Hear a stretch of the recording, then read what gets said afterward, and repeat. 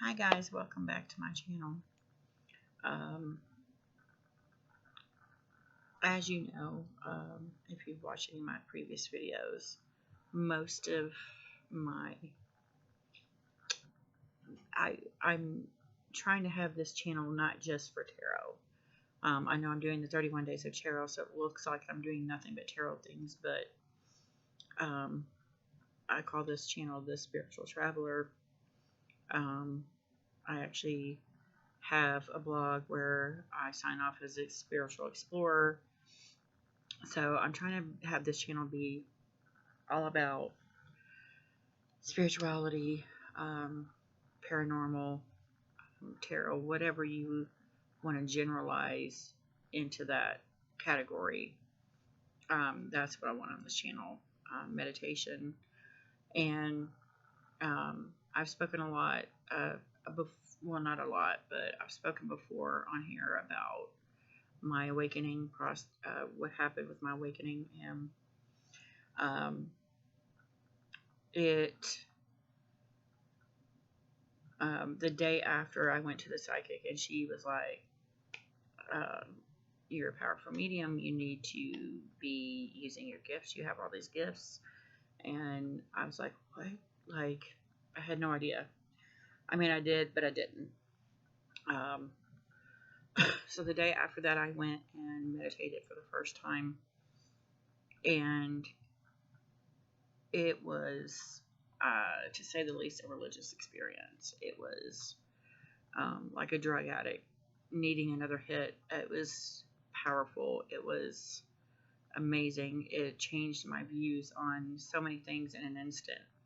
And uh, like I've said in a previous post before, it was like somebody tossed a stone in the water, and there was just a ripple effect that just kept going and going and going and going. And I'm still on this ride of where is it going to take me? I don't know. But I am open to it. Just um, the things I've seen during meditations, it's like, what? Like crazy. And so I thought I would start maybe a little mini series here, and share with you guys some of my meditation experiences I've had.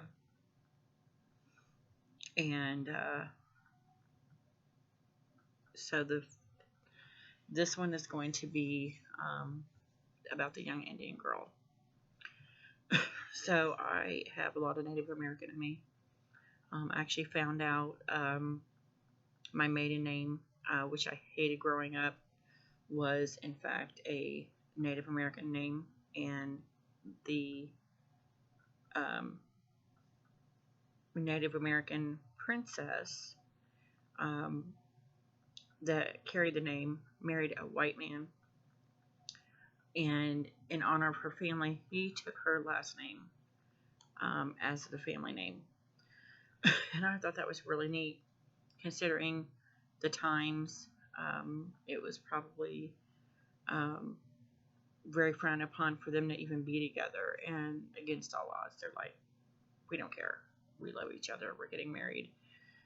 We're going to be together. And so I found that very fascinating. It actually made me like my maiden name more.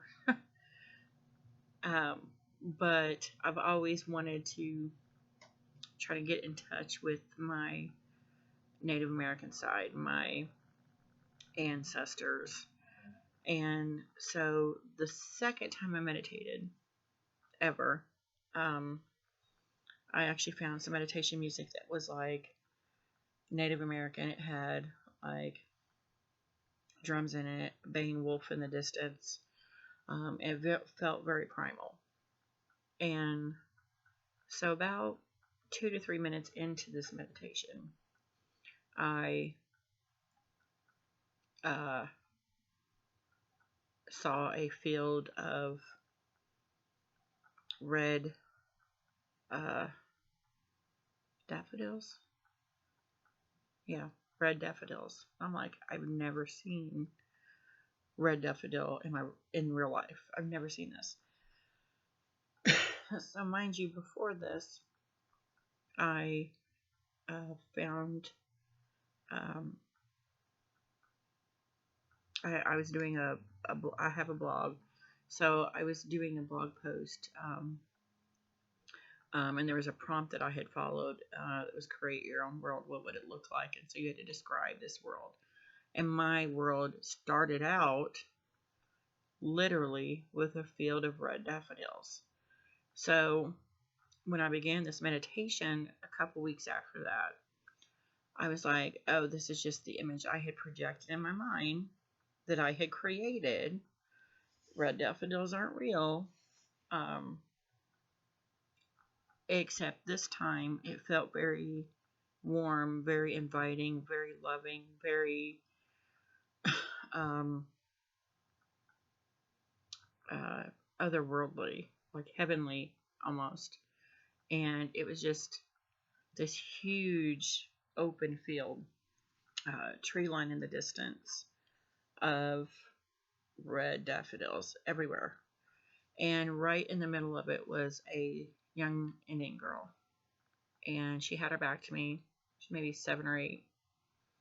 And for an instant, I thought while I was meditating, what am I doing there? Because it felt like I was her, that I was looking at myself. And then she turned around, and I realized it wasn't me. It was this young Indian girl, long dark hair, and she had this look of just, I'm free, I'm unencumbered, I'm wild, I'm free of every burden I've ever had in my life. And for a split second, I was completely jealous of her, because I'm like, I realized in that moment I wasn't free of my past. I wasn't free of the hardships I had endured. I had been running my whole life from all of it.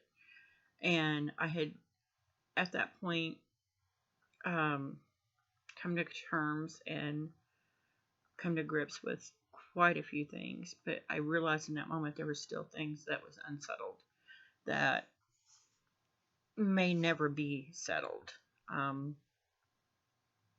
And so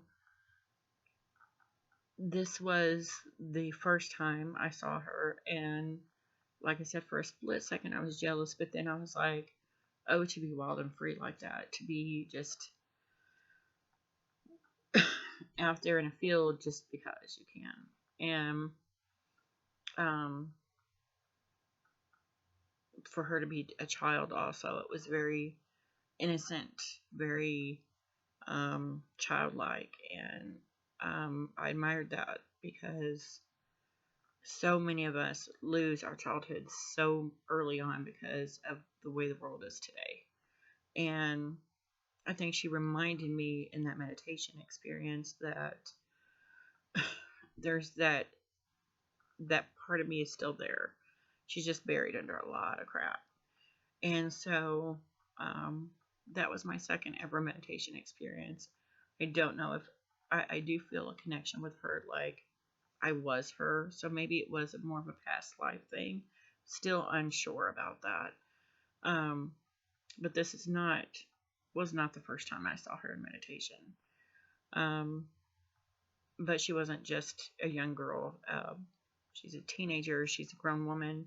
There's several times I see her in different ages, and there's always a lesson there, it seems. But that was my second ever meditation, and the first time I was really trying to connect with ancestors and connect with my more spiritual side, I guess. And that is the meditation experience that came out of it. And that's it. I just wanted to share that with you guys. I will be posting more on my experiences with her. If you guys like this video, give me a thumbs up. And if you want to stay tuned for more of the young Indian girl, please subscribe. If you want to read about it, you can go onto my blog. Well, I will post the link in the description below. And that's all I have for tonight. You guys have a great evening. Bye.